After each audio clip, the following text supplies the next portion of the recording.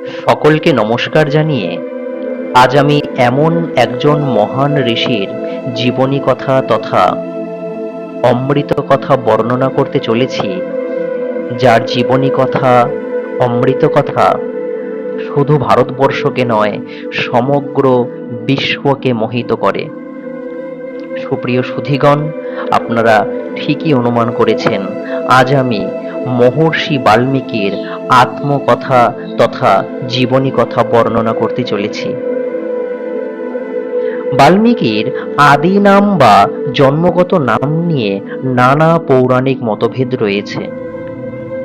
তবে প্রথাগত বিশ্বাস অনুযায়ী তাঁর পূর্বাশ্রমের নাম ছিল রত্নাকর। তাঁর জীবনের প্রথমার্ধ ছিল অত্যন্ত নাটকীয়।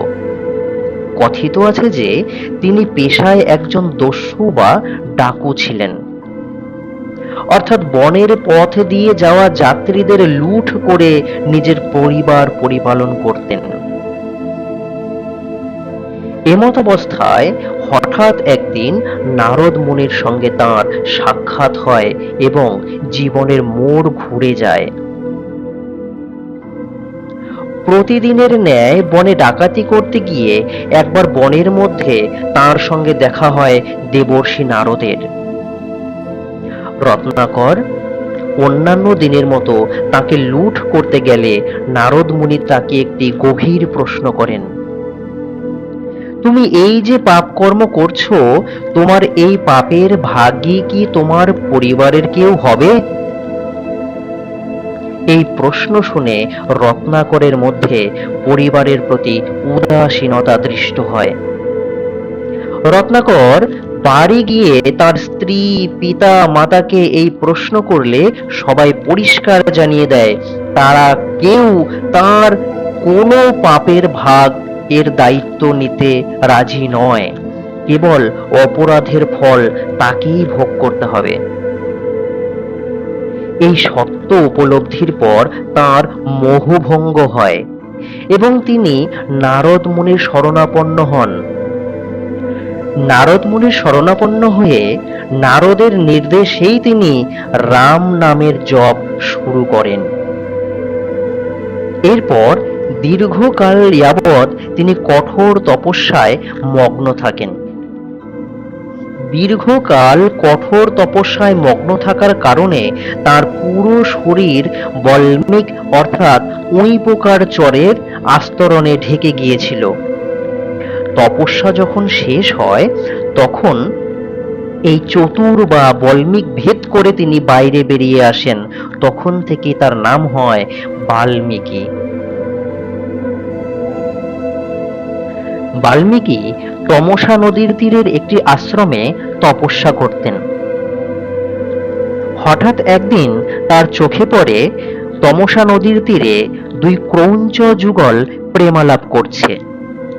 ঠিক সেই মুহূর্তে এক ব্যাধির অর্থাৎ শিকারীর তীরের আঘাতে পুরুষ পাখিটি নিহত হয়।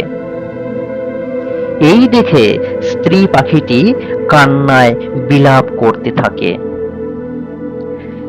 এই করুণ দৃশ্য দেখে মহর্ষি বাল্মীকির অন্তরের শোক থেকে একটি শ্লোক নির্গত হয়, অর্থাৎ বলা যায় শোক থেকে শ্লোকের আবির্ভাব।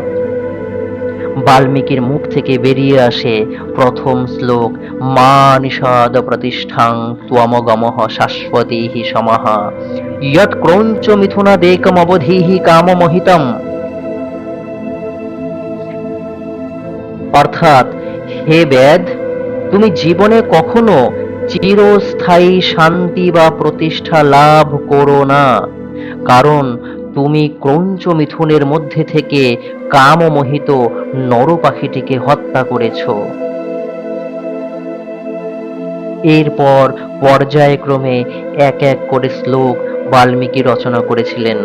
এই নিয়ে মোট 24,000 শ্লোকে রচনা করেছিলেন পৃথিবীর প্রথম মহাকাব্য রামায়ণ। পরবর্তী ভিডিওর জন্য আপনারা অপেক্ষা করুন। আর যদি এই ভিডিওটি ভালো লেগে থাকে তাহলে লাইক করে এক কমেন্টে জানাবেন। ভালো থাকবেন সকলে। ধন্যবাদ।